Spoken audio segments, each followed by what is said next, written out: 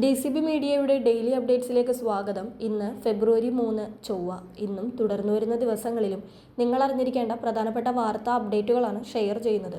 Channel ആദ്യമായി കാണുന്നവർ subscribe ചെയ്യുക, വീഡിയോ ഇഷ്ടമായാൽ ലൈക്ക് ചെയ്യുക, ഫേസ്ബുക്കിൽ കാണുന്നവർ പേജ് ഫോളോ കൂടി ചെയ്യുക.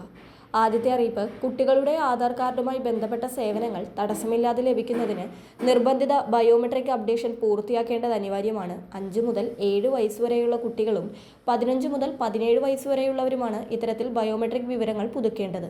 കുട്ടിക്കാലത്തെടുത്ത ആധാറിലെ വിരലടയാളവും ഐറിസ് വിവരങ്ങളും പ്രായമാകുമ്പോൾ മാറുന്നതിനാലാണ് ഈ പരിഷ്കരണം ആവശ്യമായി വരുന്നത്.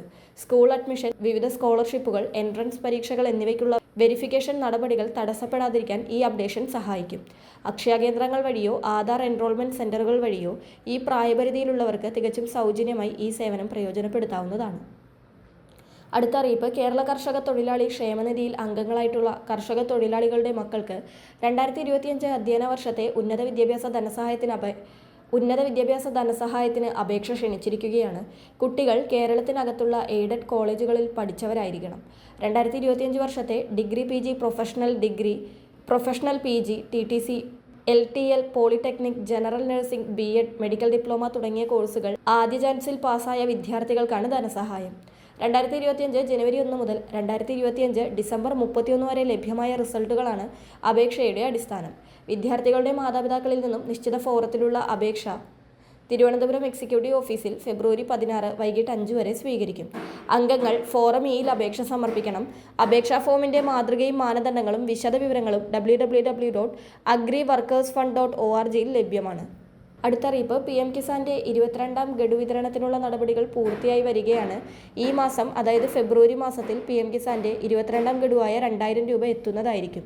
PM കിസാന്റെ ഔദ്യോഗിക വെബ്സൈറ്റിൽ ഇപ്പോൾ വലിയ രീതിയിലുള്ള അപ്ഡേഷൻ നടപടികൾ നടന്നുകൊണ്ടിരിക്കുകയാണ്. ഇതിന്റെ ഭാഗമായി eKYC ചെയ്യാനുള്ള ഓപ്ഷൻ താൽക്കാലികമായി നീക്കം ചെയ്തിട്ടുണ്ട്.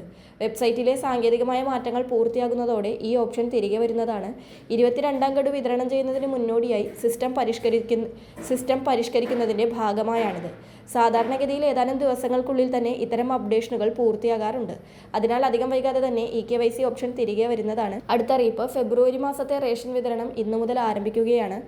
മഞ്ഞക്കാർഡിന് 30 കിലോ അരിയും 2 കിലോ ഗോതമ്പും സൗജന്യമായും 3 പാക്കറ്റ് ആട്ട 7 രൂപ നിരക്കിലും 1 കിലോ പഞ്ചസാര 27 രൂപയ്ക്കും ലഭിക്കും. പിങ്ക് കാർഡിലെ ഓരോ അംഗത്തിനും 4 കിലോ അരിയും 1 കിലോ ഗോതമ്പും സൗജന്യമായി ലഭിക്കും. കാർഡിന് അനുവദിച്ചിട്ടുള്ള ആകെ ഗോതമ്പിന്റെ അളവിൽ നിന്നും 4 കിലോ കുറച്ച് അതിനു പകരം 4 പാക്കറ്റ് ആട്ട 9 രൂപ നിരക്കിൽ ലഭിക്കും. നീല കാർഡിലെ ഓരോ അംഗത്തിനും 2 കിലോ അരി വീതം കിലോയ്ക്ക് 4 രൂപ നിരക്കിൽ ലഭിക്കും. അതാത് താലൂക്കിലെ സ്റ്റോക്കിനനുസരിച്ച് കാർഡിന് 1 കിലോ മുതൽ 4 കിലോ വരെ ആട്ട 17 രൂപ നിരക്കിൽ ലഭിക്കും. വെള്ളക്കാർഡിന് 2 കിലോ അരി കിലോയ്ക്ക് 10 രൂപ 90 പൈസ നിരക്കിൽ ലഭിക്കും. അതാത് താലൂക്കിലെ സ്റ്റോക്ക് അനുസരിച്ച് കാർഡിന് 1 കിലോ മുതൽ 4 കിലോ വരെ ആട്ട കിലോയ്ക്ക് 17 രൂപ നിരക്കിൽ ലഭിക്കും. വളരെ പ്രധാനപ്പെട്ട ഈ വാർത്താ അപ്ഡേറ്റുകൾ മറ്റുള്ളവർക്ക് കൂടി ഷെയർ ചെയ്യുക.